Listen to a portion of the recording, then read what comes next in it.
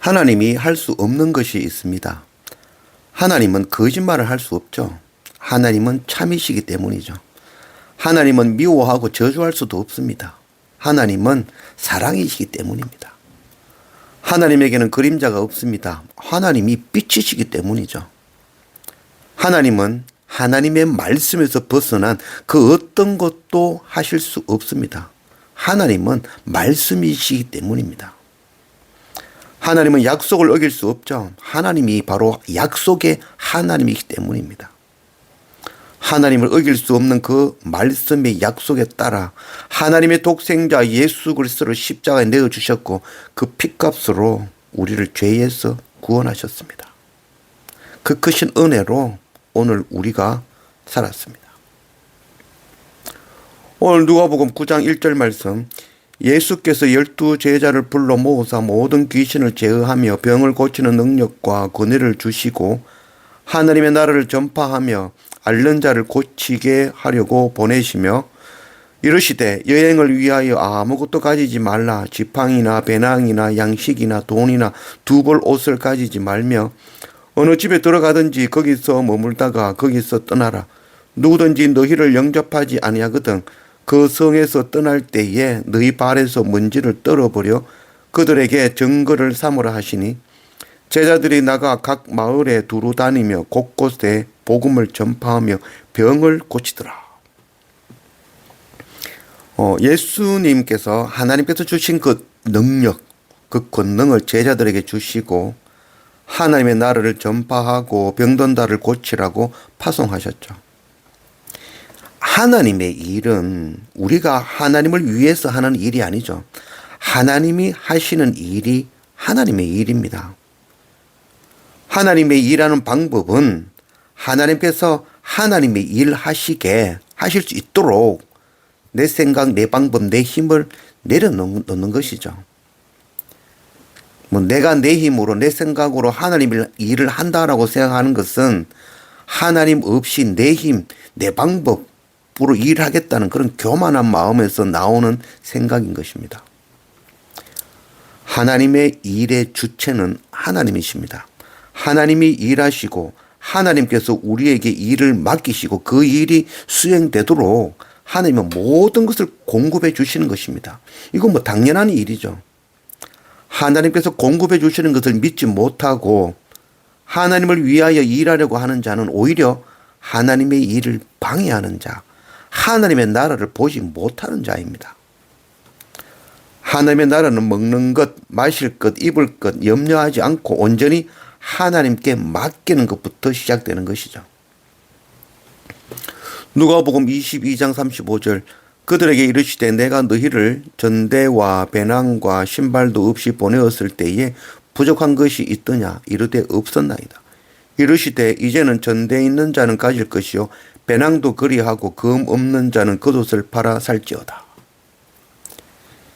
하나님께서 공급해 주시는 것을 믿고 하나님의 나라를 바라보는 자는 하나님의 나라는 먹을 것, 마실 것, 입을 것을 염려치 않고 온전히 하나님께 맡기는 것을 아는 자에게 이제 하나님께서는 전대도 준비하고 배낭도 준비하고 금도 준비해야 된다고 말씀하고 있죠.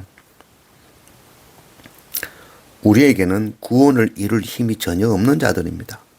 사람을 변화시킬 힘도 능력도 지혜도 없는 자들이죠. 오직 우리가 하는 일은 허락하심에 따라 내게 값없이 주신 은혜의 그 복음, 생명의 복음을 내 죄 사하시고 나를 사망에서 구원하신 그 은혜를 나누는 것이죠. 증거하는 것입니다. 그 결과가 어떻게 될 것인지는 우리에게 속한 것이 아닙니다. 전하는 것은 반드시 우리가 해야 될 일이지만 복음을 받고 받지 않고 거부하고 하는 것은 듣는 사람들의 선택에 달린 것이죠. 하나님은 돌과 같은 우리를 인격적으로 대하십니다. 내가 온갖 정성으로 복음을 전하여도 받지 않는 자들이 있죠. 거부하는 것은 오직 그 사람에게 속한 것입니다. 우리가 복음 전할 때 사람들이 거부 의사를 밝히면 우리는 미련 두지 말고 신발에 먼지를 털고 매달리지 말아야 된다는 것이죠. 이는 그 사람을 무시하고 내버려 두고 안타깝게 여기지 말라라는 것이 아니죠. 발에 먼지를 떨어버린다는 것은 마음은 아프지만 내 의지로, 내 힘으로 사람을 변화시키지 않겠다라는 그런 모양인 것이죠. 이는 저주의 표현이 아니라 전능하신 하나님께서 강권적으로 돌이킬 수 있으시지만 우리를 물건같이 대하시지 않으시고 인격적으로 대하심으로 안타까운 마음으로 긍휼로 바라보는 것이죠. 기다리시는 바로 하나님의 또 다른 사랑이시라는 것 우리가 알기를 원합니다. 23절 또 무리에게 이르시되 아무든지 나를 따라오려거든 자기를 부인하고 날마다 제 십자가를 지고 나를 따를 것이니라. 누구든지 제 목숨을 구원하고자 하면 잃을 것이요 누구든지 나를 위하여 제 목숨을 잃으면 구원하리라. 사람이 만일 온 천하를 얻고도 자기를 잃든지 빼앗기든지 하면 무엇이 유익하리요.